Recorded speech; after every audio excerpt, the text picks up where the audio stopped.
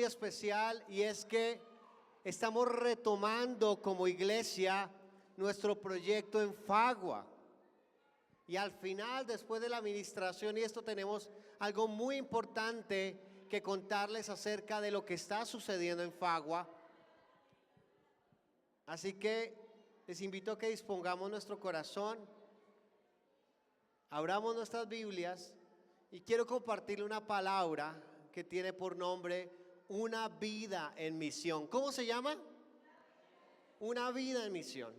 Así que con su Biblia lista, le invito a que cierre los ojos y le ore conmigo y le pueda decir: Señor Jesús, dispongo mi corazón a que me hables.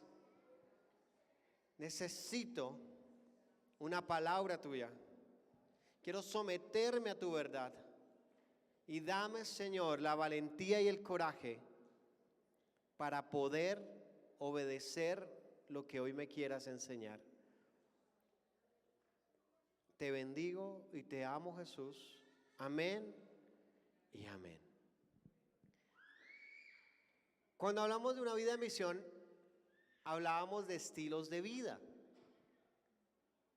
Cuando hablamos de estilos de vida, ¿qué se les viene a la cabeza? ¿Qué estilos de vida conocen ustedes? El más famoso y el que está más de moda últimamente es el estilo de vida fitness. Y entonces están de moda. Usted antes, unos años atrás, no veía un gimnasio ni a la vuelta de la esquina. Y si lo veía, la gran mayoría del tiempo estaba solo. Y ahora usted sale y un gimnasio por aquí, un gimnasio por allá, todo el mundo en bicicleta, todo el mundo montando en sus redes sociales, su comida extremadamente ultra sana. Y uno dice, bueno, el estilo de vida fitness. Qué chévere los que tienen el estilo de vida fitness, pero hay otros estilos de vida muy marcados, como por ejemplo el minimalismo. ¿Han escuchado del minimalismo? De la gente que se compromete a no tener tantas cosas, sino a vivir con lo necesario. Y ellos están en contra del consumismo, de que te quieren meter y decir y vender a través de las propagandas que todo lo necesitamos. Todo es urgente, tú no puedes criar a tu hijo si no tienes el producto XY, porque eso es la maravilla. Y nosotros tendemos a comprar un montón de cosas que muchas veces se van al cajón y que uno no vuelve a sacar. ¿Les ha pasado o solo a nosotros? Yo recuerdo que una vez íbamos con Marisabel por el parque, en una de estas ferias que hacen por el parque principal aquí, y resulta y pasa que estaban vendiendo un juego de peladores La Maravilla.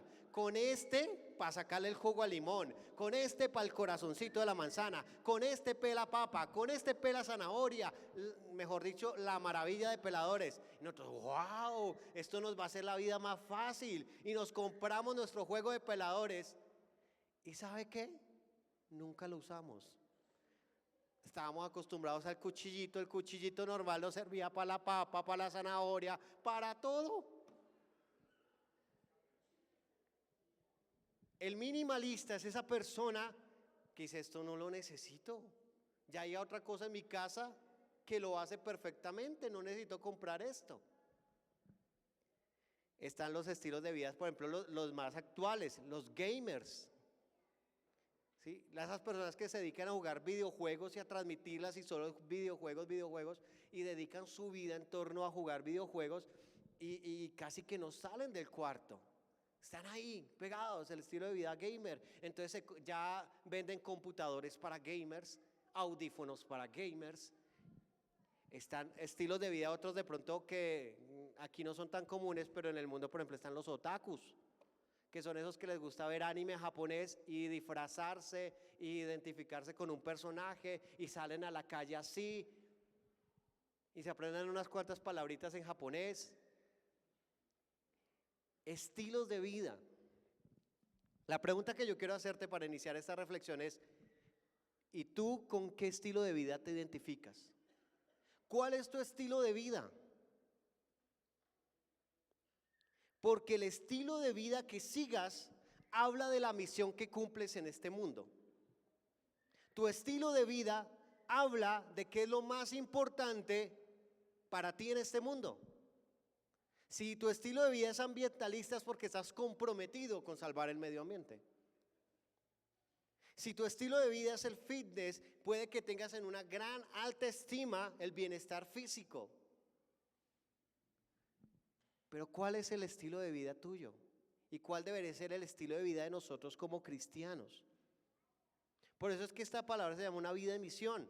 Porque la misión que tenemos debe definir nuestro estilo de vida. Si tú y yo decimos amar a Jesús, identificarnos con la misión de Jesús, ¿cómo lo reflejamos? En nuestro estilo de vida. Y cuando hablamos de la misión o de la gran comisión, ¿en cuál pasaje bíblico pensamos normalmente? Mateo 28, del 18 al 20. Y del 19 dice, por tanto, id y haced discípulos de todas ¿qué? Las naciones, bautizándoles en el nombre del Padre y del Hijo y del Espíritu Santo, enseñándoles que guarden todas las cosas que os he mandado, y he aquí yo estaré con ustedes todos los días hasta el fin del mundo. Y este es uno de los versículos que por mucho tiempo se ha usado para hablar en los cultos misioneros y decir, esta es la gran comisión. Y la enseñanza tradicional, sobre todo de corrientes pentecostales, años atrás nos enseñaban que este versículo nos hablaba de dos actividades que tenemos que hacer para cumplir la gran comisión. Entonces, dice aquí en esta versión, por tanto vayan y hagan. Entonces nos enseñaban años atrás, dice, no, es que la palabra dice id. Entonces la primera parte de la misión de Dios es ir. ¿Qué significa eso? Evangelismo. Y entonces fue donde empezó a cobrar gran auge las campañas evangelísticas, los eventos evangelísticos, y el evangelismo se convirtió en un ministerio para algunos hermanos llamados de la iglesia, pero no para toda la iglesia. Entonces fue la época del auge de los grandes evangelistas. Y en ese entonces la iglesia pensaba que eran ellos los que tenían el llamado para compartir el evangelio. Entonces, si íbamos a hacer un evento evangelístico para que otros llegaran a Cristo, teníamos que poner a predicar ese día a alguien que tuviera el llamado evangelista, porque los otros no lo teníamos. Pero entonces esa primera actividad es ir. Entonces nos decían evangelismo. ¿Y cuál era la otra actividad que completaba la gran comisión? Hacer discípulos. Entonces, por allá por el siglo XVII y medio, se empezó con un auge de que dijo, bueno, pero no solo compartir el mensaje del evangelio, las 4 leyes espirituales, no solo dar un tratado, resulta que también tenemos que hacer discípulos, y los discípulos se hace por medio de estudios bíblicos. Y empezó a nacer un movimiento que fue la escuela dominical. Algunos de los que están aquí, que llevan años en el evangelio, alcanzaron a estar en las escuelas dominicales, que antes del culto, después del culto, se hacían escuelas dominicales para hacer estudios bíblicos. Y entonces porque había que enseñarle a la iglesia la Biblia para discipular. No estoy diciendo que esto esté mal, lo que estoy diciendo es que nos hemos quedado cortos en cuanto a lo que Dios concibe como la misión. Entonces, esa era la enseñanza tradicional de unas décadas atrás. Evangelismo y hacer discípulos por medio de ¿qué? De escuelas. Entonces nos levantamos un montón de escuelas para que la gente que entraba a estudiar la palabra con nosotros, esos eran los que estaban siendo discipulados. Entonces teníamos el discipulado 1, discipulado 2, discipulado 3, discipulado 4, el discipulado regresa y la venganza del discipulado. Y creíamos que la gente al tomar esos cursos ya eran discípulos de Cristo. Creíamos que con entregar un papel con la historia de la salvación, ya con eso evangelizamos. Y yo siempre me acuerdo de una hermana que quiero mucho, con la que hacíamos visitas a los hospitales y les llevamos refrigerio a la gente junto con un tratado para poder atenderlos, para poder compartirles. Y esa hermana dice, pastor, yo quiero, cuente conmigo de una. Y llegaba de primeras y cogía como 10,000 tratados, y no exagero, Y cogía por toda la clínica y empezaba, tome, tome, tome. Y como en 10 minutos ya los había entregado. ¿Ya evangelicé? No. Entregaste un papel con una información muy valiosa, pero el evangelismo va más allá de eso. Entonces, quiero enseñarles algo, porque resulta y pasa que este versículo que casi que muchos conocemos de memoria, de la Reina Valera, de la última versión que conocemos más o menos desde las 60 hacia acá, se tradujo, por tanto, ir y hacer discípulos. Pero cuando uno va al texto original, resulta y pasa que no lo dice así. En el original no hay una I. Y eso cambia muchas cosas. Dale siguiente. Si le quitamos esa I, dice, por lo tanto, vayan haciendo discípulos. Entonces ya no puedo decir que el texto me está diciendo que haga 2 actividades. Me está diciendo la palabra de Dios que la gran comisión es un estilo de vida, en el cual yo a través de mi vida voy haciendo discípulos de Cristo. Entonces no tengo, y no digo que esté mal hacer un evento, sino que no dependo de un evento o de una actividad para hacer la misión de Dios, porque yo puedo en mi casa hacer discípulos. De hecho, nuestros hijos deberían ser nuestros primeros discípulos, no la iglesia. Porque olímpicamente a veces lo que hacemos es traer a nuestros niños para que en la iglesia los arreglen. Y eso sale de casa. Soy yo quien tengo que enseñarle a mi hija quién es Jesús, quién es el Dios que yo creo. No puedo esperar a que vayan allá al salón de clase y que una maestra en 1 hora, 45 minutos, le enseñe lo que yo tengo que mostrarle todos los días en mi casa. Amén. Entonces, cambia un poco cuando yo veo el texto así, cambia un montón, porque dice, por lo tanto, vayan haciendo, otra versión dice, mientras van, hagan discípulos. Casi que podemos decir, mientras ustedes estén viviendo en esta tierra, hagan discípulos. Mientras estés en tu casa, haz discípulos. Mientras estés en tu trabajo, haz discípulos. Mientras vivas, haz discípulos. Y viene de todas las naciones. La palabra nación quiere decir ahí etnia. Y la palabra etnia quiere decir familia. Entonces, si vemos esa traducción, ¿cómo quedaría? Por lo tanto, vayan haciendo discípulos de todas las familias. Hagan discípulos de la familia de Jefferson y Carolina. Hagan discípulos de la familia de Mariana. Hagan discípulos de la familia de Jimmy y Lucía. Hagan discípulos de todas las familias de la tierra. Y si usted se da cuenta, por allá en Génesis 12, cuando Dios le da una promesa a Abraham, le dice, en ti serán benditas todas las, porque a través de Abraham venía la bendición de Dios, que era un descendiente que iba a ser el Cristo, el cual es la esperanza de salvación para todas las familias de la tierra. Entonces, esto replantea el entendimiento de la misión de Dios y nos abre un espectro. Imagínense cómo cambiaría la iglesia si aplicáramos esto. Si cada uno de nosotros, mientras vivimos, hacemos discípulos. Si cada uno de nosotros inspiramos, guiamos a otras personas en el camino de Dios. Entonces, por eso es una vida en misión. Pero ahora quiero hacerles una pregunta. Dale siguiente. ¿Qué tal si ahí no termina la misión? ¿Qué tal si hay algo más que no hemos visto y que nos lo enseña la palabra de Dios? ¿Qué tal si la misión no es solo evangelizar y hacer discípulos?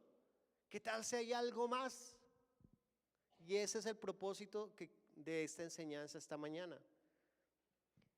Varios estudiosos, misionólogos y teólogos de la época señalan que aunque Mateo 28, 19 y 20 es un gran versículo que sintetiza la gran comisión, no es el mejor.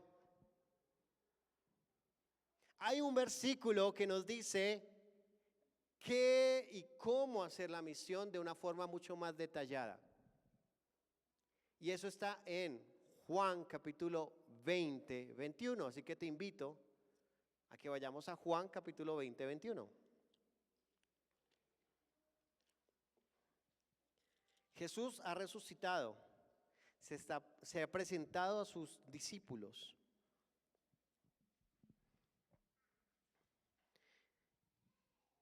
¿Listo? ¿Ya lo tenemos? Listo. Juan 20, 21, ¿qué dice? Y otra vez les dijo, ¿qué les dijo? Paz a vosotros. Así como el Padre me envió, yo los envío a vosotros. Y versículo 22 que dice, y habiendo dicho esto, ¿qué hizo? Sopló y les dijo, reciban el Espíritu Santo. Y usted dirá, pero pastor, ahí donde dice de discípulos, ahí donde dice de evangelizar, yo no veo la misión por ahí. Ok, se lo voy a demostrar. La palabra misión es una palabra que viene del latín missio, del verbo enviar, que a su vez se deriva del griego. Usted dirá, ay no, pero a mí no me interesa saber griego ni latín esto, pero es bueno saberlo. Viene de la palabra apóstolos, que también significa enviar, enviado. El texto aquí dice, Jesús les dijo otra vez, paz a vosotros, como el Padre me envió misio, así yo los envío a ustedes. En otras palabras, podríamos traducir este versículo de la siguiente manera: así como el Padre me hizo misionero, ¿quién está hablando ahí? Jesús. Yo ahora los envío a ustedes como misioneros, con una misión, los envío. Entonces aquí está la gran comisión. El Padre envía a Jesús a hacer una misión, tiene un objetivo. Jesús viene a la tierra a cumplirlo y sus discípulos y a sus seguidores les dice, como yo hice la misión, ahora háganla ustedes.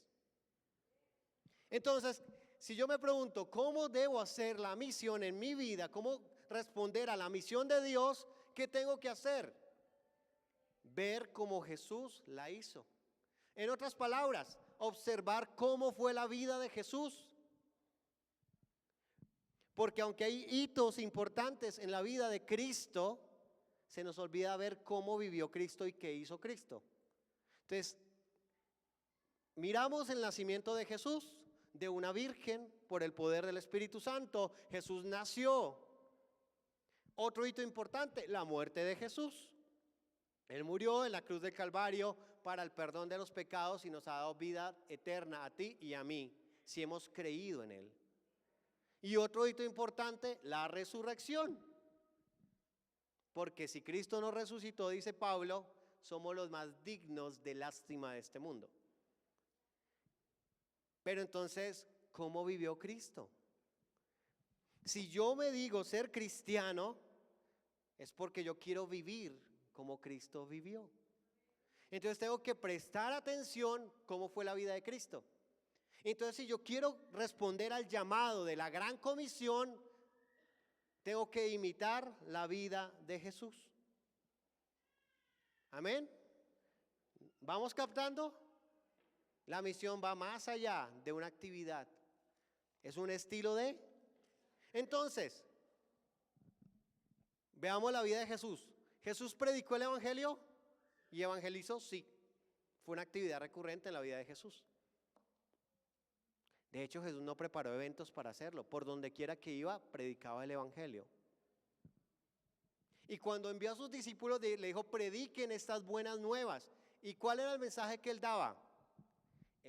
Díganle a la gente que el reino de los cielos se ha acercado. ¿Por qué? ¿Por qué el reino de los cielos se había acercado? Porque él, siendo el rey de reyes y señor de señores, había dejado su trono, había descendido y se acercó a nosotros como hombres. Jesús se acercó. Por eso digo, dígale a la gente que el reino de Dios se ha acercado, porque yo estoy en medio de ellos. Estoy cerca. Jesús hizo discípulos en su manera de vivir, ¿cierto? Lo hizo. Dígame cuántas escuelas dominicales dictó Jesús.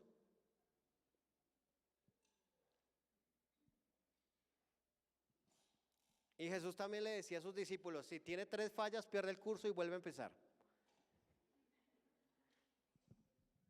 Mire, las escuelas de formación solo es una partecita de lo que es ser un discípulo de Cristo. ¿Cómo discipuló Jesús? Con un estilo de vida. Es más, los parceros de Jesús, ¿quiénes eran? Sus discípulos. Ellos salían a cenar juntos, salían de viaje juntos, Jesús no andaba solo.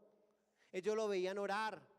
Jesús sabía a qué les olía los pies de sus discípulos cada mañana, porque compartía vida, andaba con ellos. Y el hacer discípulos es esto, no andar solo, sino andar con alguien a quien yo estoy guiando, inspirando, animando a que siga ¿a quién? A Jesús. ¿Cómo? A través de la palabra, pero también a través de mi testimonio. ¿Cómo le voy a mostrar a la gente y animar a la gente que siga a Jesús si no nos conocemos? Si no abrimos las puertas de nuestros hogares. ¿Cómo les vamos a permitir a la gente que vea la obra de Dios en nuestras vidas si no intimamos? Si entramos rápido a culto y dice amén el pastor o el que despide y ya usted ya hermano va llegando por allá al terminal. ¿Cómo vamos a discipularnos? ¿Cómo vamos a animarnos y guiarnos en los caminos de Cristo si andamos solos? Yo veo la vida de Jesús y aunque Jesús tuvo momentos de soledad y se aislaba para orar, él fue un hombre con muy buenas relaciones que usaba para guiar a otros a Cristo. Amén. Jesús no servía solo. Si usted está en un ministerio y dice, pero es que nadie quiere estar conmigo, no, es que no hay quien sirva, es que no hay quien... Tal vez el problema no es que la iglesia no quiera, sino que yo no estoy creando puentes para que otros sirvan conmigo a Cristo. Entonces, ¿qué más hizo Jesús en cuanto a su vida en misión? Se encarnó. Mateo 1:23 dice, y tendrás un hijo, el cual pondrás por nombre, ¿qué? Emanuel, que significa Dios con nosotros. ¿Qué quiere decir? Jesús hubiese podido poner en el cielo una pantalla gigante que todo el mundo la viera y revelarse a todo el mundo con un coro de ángeles, con truenos, con todas las señales y potencias y decir, miren, yo soy Jesús, el Hijo de Dios, en el cual en ningún otro nombre hay salvación. Todo aquel que no crea en mí se perderá y el que crea en mí se salvará. Y todo el mundo, yo creo que viendo esa imagen diría, wow, ahora sí creo. Pero creerían por temor, pero no realmente porque entendieran la obra de Jesús. Jesús, ¿cómo hizo la misión? Se encarnó, se puso al nivel de nosotros. Se hizo 100% hombre. Entonces Jesús nos enseña a vivir una misión no despersonalizada. ¿Qué quiere decir eso? Ay, es que yo soy un gran ministro porque yo lleno tantas sillas. Yo convoco tanta gente. O lo que decimos a veces que se enseñaba mucho antes. Salvemos almas. Y no tengo el tiempo para explicar de dónde viene la teología de salvar almas, porque en la Biblia Dios no nos manda a salvar almas. Es como decir, Andrés, salvo tu alma, no me importa lo que pase con el resto de ti. Y en la resurrección de los muertos, cuando un día resucitemos en Cristo, Dios no va a resucitar almas. Va a resucitar seres integrales, completos, glorificados, dice la Biblia. Esa es nuestra esperanza, que tendremos vida eterna. Pero entonces, ¿de cuántas almas has salvado? Es que, uno, yo no soy quien salva las almas. Las almas las salva el Señor a través de la obra del Espíritu Santo. Yo soy instrumento. Y número dos, Dios no nos mandó solo a salvar almas. Dios nos salvó a involucrarnos integralmente con las personas. Porque a Dios le importa todas las áreas de tu vida. O sea, Dios no va a hacer, repite esta oración, ya te salvaste y quédate igual. No, Dios empieza a tocar tu familia, Dios empieza a tocar el área de tus finanzas, Dios empieza a levantarte para que le sirvas, Dios empieza a darle un nuevo orden, a reinar en tu vida. Entonces, ¿Jesús qué hizo? Jesús se hizo como nosotros para acercarse a nosotros. Y es lo que hemos venido hablando en varios de los ministerios y de los grupos.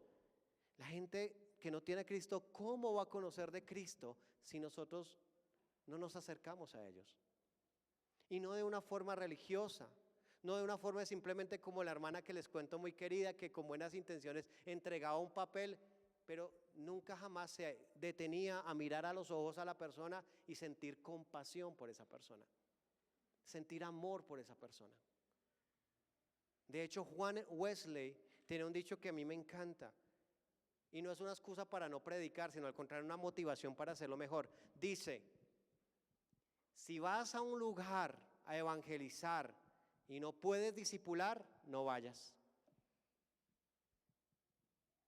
Y les contaba esta mañana, una vez que Dios me invitó, me llevó a la sierra peruana, allá en Huamachuco, me invitaron a predicar a una iglesia que tenía más de 60 años de existencia en ese pueblo, y no era una iglesia de más de 30 personas. Sin embargo, esa iglesia había evangelizado a todo el pueblo de norte a sur, de oeste. O sea, no había una sola persona que no conociera el mensaje del evangelio en ese pueblo, porque la iglesia había evangelizado y hacía cada rato campañas y iba a evangelismo puerta a puerta y hacía varias cosas, pero era una iglesia de no más de 30 personas. Pero uno iba a la iglesia, al templo de los mormones, de los testigos de Jehová, a la iglesia de los adventistas y otros grupos heréticos y sectarios, y eran así. Porque ¿sabe qué hacía? La iglesia iba y evangelizaba, hablaba de Cristo y la gente era tocada en su corazón, pero se iban. Y sí llegaban los testigos juiciositos con su atalaya. ¿Quiere que le enseñe a leer la Biblia? ¿Quiere que le enseñe tal cosa? Y ellos no faltan esas citas. Están ahí y se llevaron toda la cosecha. Entonces mire que Jesús nos enseña que el evangelio es un evangelio integral que se acerca a las personas, que comparte con las personas, que no salva almas, que ama y transforma vidas y le da una esperanza de vida eterna en Cristo Jesús, para que cuando venga el tiempo de la resurrección de los muertos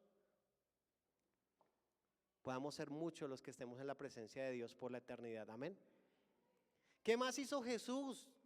Si yo quiero hacer la misión de Dios, ser útil para Dios, y la Biblia me dice que así como Jesús hizo la misión, yo la tengo que hacer. Uno de los estilos de vida de Jesús era ¿cuál? La oración. La oración es parte de la misión. Jesús estudió la palabra como parte de su vida en misión. Y si no, ¿Jesús sabía palabra? Y es porque desde pequeñito él iba a las sinagogas y hablaba con los doctores de la ley y aprendía escritura. Él no solo sabía palabra o no recitaba solo versículos porque fuera Dios, sino porque él como hombre escudriñó y aprendió la palabra. Entonces, parte de una vida en misión, si yo quiero ser como Jesús, ¿qué tengo que hacer? Orar, escudriñar la palabra. ¿Qué más hizo Jesús? Sanó enfermos, liberó endemoniados, se juntó con pecadores, abogó por los oprimidos.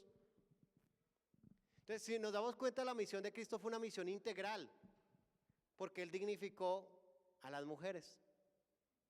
¿Saben que el primer feminista, verdadero feminista, fue Jesús?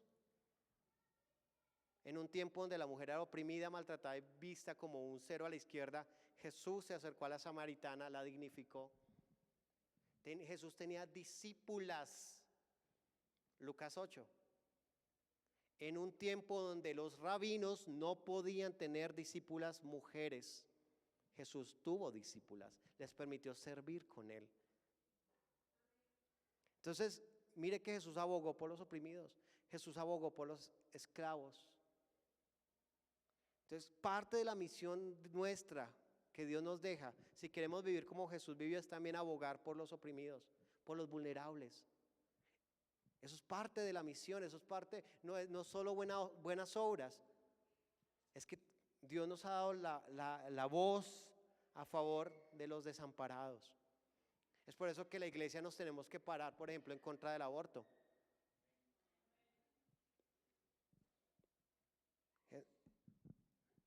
Jesús confrontó a falsos maestros, fue parte de la vida de Jesús.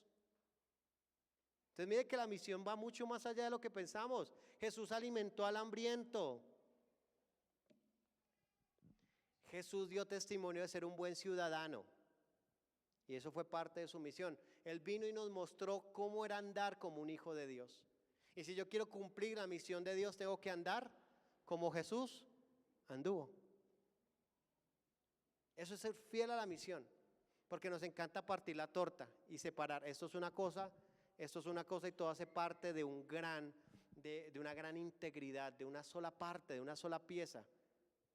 El evangelismo, el discipulado, la obra social, el servicio, la oración, todo hace parte de un solo gran paquete. Entonces mire lo que estamos viendo hoy por la palabra. La misión de Dios es que así como Jesús vino y vivió enviado por el Padre, ahora Él nos envía ¿a quién? A ti y a mí, a que vivamos como Jesús vivió. Y el apóstol Pablo tenía muy claro esto. 1 Corintios capítulo 11:1. Para que lo anotes y lo busques ahí en tu Biblia. 1 Corintios capítulo 11:1. ¿Qué dice? Sean imitadores de mí como yo lo soy de Cristo. ¿Será que yo puedo decirle eso a las personas que caminan conmigo? ¿Será que yo puedo decirle a mis hijos, hijo, aprende de mí como yo estoy aprendiendo de Cristo? A mis compañeros de trabajo, ¿quiere seguir a Dios? Venga conmigo, porque yo estoy siguiendo al Señor. Yo estoy caminando, yo estoy aprendiendo a ser como Jesús. Y en varias cartas de Pablo está esa referencia, sean imitadores míos. Oye, Pablo tan orgulloso, tan arrogante, digan, imítenme a mí. No, Pablo decía, es que imiten a mí, porque yo estoy siguiendo a Cristo. Y entre más yo aprenda y crezca en Cristo, más voy a poder enseñarte de quién es Cristo. Para que te enamores de Jesús, para que ames a Jesús. Es un proceso. Y entonces algunas personas dicen, no, yo no puedo compartirle a nadie de Cristo, porque es que no sé de teología, yo no sé ni latín ni griego, ¿qué hago? Pues esta es una motivación para que tú empieces a enamorarte y a conocer a Cristo, y no importa que sepas muy poquito, se lo puedes compartir a alguien y eso puede ser vida para alguien que está muriendo sin Cristo. Amén. De hecho hay un pasaje en Hechos 11:26 que nos narra este principio que les estoy diciendo. La Nueva Traducción Viviente dice, si lo pones ahí. Ok, gracias. Ahí déjalo ahí. Cuando lo encontró, hablando de Pablo, lo llevó de regreso a Antioquía. Los dos se quedaron allí con la iglesia durante todo un año, enseñando a grandes multitudes. Y fue en Antioquía donde los creyentes fueron llamados por primera vez como cristianos. Los seguidores de Jesús nunca se llamaron a sí mismos en el comienzo cristianos. Ellos se llamaban a sí mismos los del camino. Y si usted es un curioso con la palabra, va a encontrar que va a decir, usted cuando apresaban a Pablo le decían, ¿acaso tú no eres de los del camino? Porque ellos se identificaban como los del camino. Número uno, porque Jesús dijo, yo soy el camino, la verdad y la vida. Nadie puede ir al Padre si no es por mí. Pero también porque Jesús fue un andariego. Jesús caminó demasiado y a él le decían que era un maestro ambulante, el caminante. Y sus discípulos entendieron que para hacer el ministerio de Cristo tenían también que andar mucho, visitar aldeas, ir de aquí para allá y a donde quiera que fueran, llevar el mensaje del Evangelio. Otra forma como se autodenominaban los discípulos de Jesús era los del Nazareno, porque hablábamos de Jesús de Nazaret. Nosotros somos seguidores del Nazareno.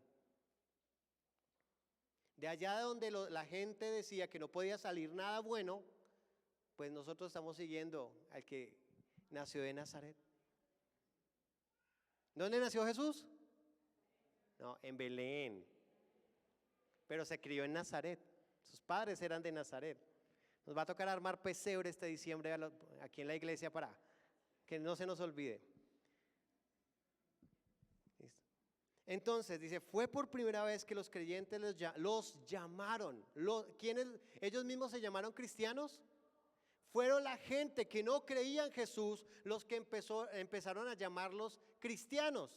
¿Por qué? Porque en el Imperio Romano y todo esto como Jesús era un enemigo público, dijeron vamos a matar a Jesús. Y yo creo que con eso ya nos solucionamos este problema. Con eso acabamos con el movimiento de Jesús. Miren lo que dice por ahí en Hechos cuando hablan de matar a los apóstoles. Dicen, no, eso es como el movimiento de Barsabas, de Jesús, uno que reunió como 400 y tan pronto lo mataron, eso se acabó. Eso es como el de fulano de tal y tan pronto lo mataron, eso se acabó. Pero con Jesús, la gente empezó a decir, matamos a Jesús, al Cristo, y ahora tenemos un montón de pequeños Cristos por todo lado. Gente que está haciendo lo que hacía Jesús. Tenemos pequeños Jesús por todas las aldeas, por las sinagogas, por todas las partes del reino. Tenemos a pequeños Cristos, cristianos, seguidores de Jesús.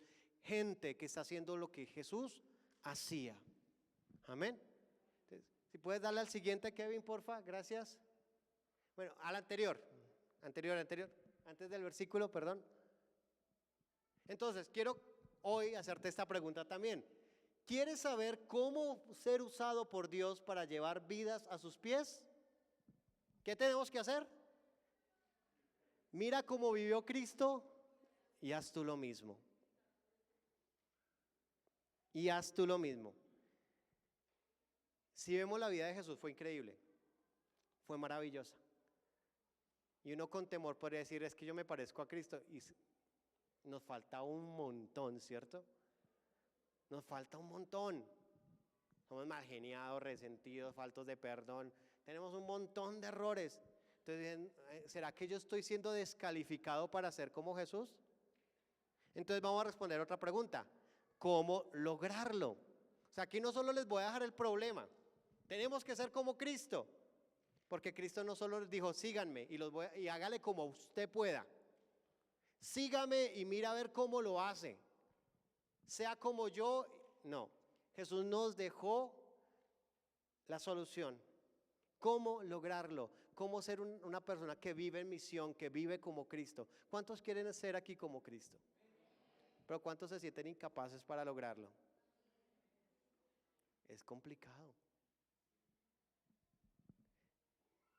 Pero dice Hechos 1:8 y nos da la respuesta.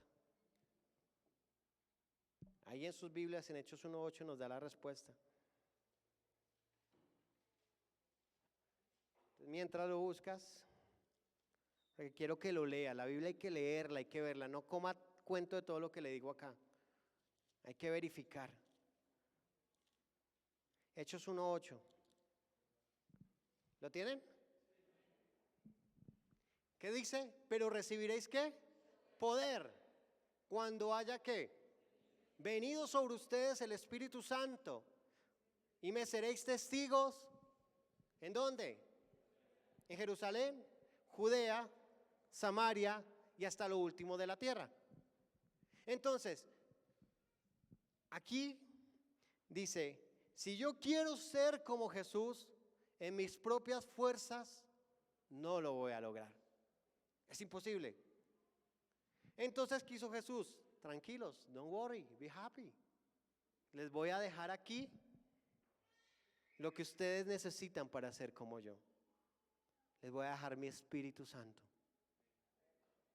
Pero recibirán el poder de ser como Jesús cuando haya venido sobre vosotros el Espíritu Santo. ¿Para qué? Para ser testigos. Y aquí la palabra testigo no es el testigo judicial que tú y yo vemos en las películas, que está ya sentado en el juzgado diciendo, sí, yo lo vi, señor juez, él fue el que mató a la señora. No, ese no es el testigo que está hablando acá. El testigo que está diciendo aquí viene un término que es mártir, martureo. ¿Qué significa eso? Alguien que ha encarnado el mensaje. Alguien que con su vida da testimonio de lo que cree, incluso hasta la muerte. De ahí viene la palabra mártir, alguien que es capaz de dar testimonio de su fe, incluso así le toque dar su vida. ¿Cuántos de nosotros estaremos dispuestos a dar nuestra vida si hoy llegara alguien a pedírnosla? Decir, bueno, nieguen la fe. Si ustedes niegan a Jesús, se salvan. ¿Cuántos negaríamos a Jesús aquí? Y no lo digo para que nos achantemos, sino para que reconozcamos que necesitamos del Espíritu Santo para poder ser verdaderos testigos y mantenernos fieles a Dios. Y yo nunca me olvido, uno por lo general se olvida de muchos mensajes, prédicas, testimonios a los 8 días y hasta menos. Y si no tiene Biblia física y si no apunta, hasta en un día. Ya le preguntan mañana, ¿y qué habla el pastor? No sé, una prédica hermosa, pero no sé. Pero estuvo hermosa, hermano. Pero a mí algo que se me quedó grabado en mi corazón fue cuando vino Diana Lars con su esposo y sus hijos. Unos niños, y uno de los niños no tenía más de 10 años, cuando fue la persecución en Kuwait, en Siria, por estos brazos extremistas musulmanes que entraban a las aldeas y mataban a cuanto cristiano encontraban, ellos tuvieron que irse a Turquía y allí refugiarse en una iglesia en Turquía. Y entonces el niño mayor le dijo, mamá, me quiero bautizar. Entonces la mamá se quedó, pues bueno, hablemos con el pastor. Entonces fueron y hablaron con el pastor y el pastor le dijo, hijo, dime por qué te quieres bautizar. Porque si esta noche vienen esos que matan cristianos y nos piden que niegue a Jesús, yo no lo quiero negar. Bautícese. No necesita más cursos, no necesita más preparación, la tienes clara. Yo no voy a negar a Jesús. A nosotros, ¿qué nos impide para vivir como Jesús? Por eso es que Jesús nos dio hasta testimonio del bautismo. Porque cuando Jesús fue a bautizarse, ¿qué le dijo Juan el Bautista? No, eres tú quien me tiene que bautizar a mí. Yo no, es necesario para yo dar ejemplo. Dice, es necesario que se cumpla esta para hacer justicia, dice la palabra. En otras palabras dice, es necesario que yo les dé ejemplo a mis seguidores de lo que tienen que hacer. Entonces, ¿quieres vivir una vida de misión? Vive como Cristo vivió. Pero para lograrlo, ¿qué necesitamos? Al Espíritu Santo. Necesitamos el poder del Espíritu Santo para ser Jesús. Entonces, si esta es la misión, vivir como Jesús vivió y hacer lo que Jesús hizo, si existiera un aparato que se llamara el misionómetro, por así decirlo, y midiera de una escala de 0 a 10 nuestro compromiso de seguir a Jesús, ¿cómo te iría? ¿Cómo estás hoy? Y quiero terminar con algo, si puedes poner la última pregunta, Kevin, y quiero dejarte esta pregunta. ¿Acaso hay algún llamado más importante que vivir una vida como la que Jesús vivió? ¿Acaso hay un ministerio más importante que tú puedas decir, no es que mi ministerio son las producciones, no es que mi ministerio es la alabanza y es lo mío la alabanza, no es que mi ministerio es de evangelista, no, el llamado más grande que tú y yo tenemos es seguir a Jesús, enamorarnos de Él y darlo a conocer a otros. Ese es el llamado más grande y ese no es exclusivo para un pequeño grupo de personas, sino para todo aquel que quiera y anhele seguir a Cristo. El llamado es para todos. Pero ahora el balón está en tu cancha. ¿Qué vas a hacer con eso? ¿Qué vas a hacer con la palabra que acabas de recibir? Yo quiero vivir una vida de misión. Yo quiero que mi vida sirva como testimonio y ejemplo para ser discípulos, para evangelizar, para orar, para sanar enfermos, para alimentar hambrientos. Una vida íntegra. Eso es una vida en misión. No es solo una parte, no es entregar un volante, no es decirle a alguien una fórmula mágica que pensamos a veces como las 4 leyes espirituales. Es revelar a Cristo. es revelar a Jesús. Así que quiero invitarte, hermano, a que nos pongamos de pie. Vamos a orar. Y si tú estás llegando a esta congregación, si Dios te está trayendo a este lugar, es porque quiero que sepas que hacia allá estamos caminando.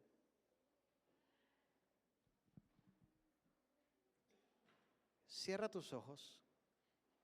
Quiero invitar al equipo de alabanza si me puede acompañar. Y que puedas hablar con Jesús. Y le puedas decir hoy: Señor Jesús, perdón.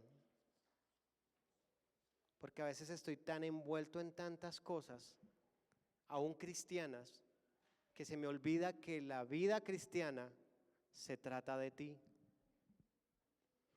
de tu obra maravillosa en la cruz, de tu amor derramado en cada una de esas gotas de sangre.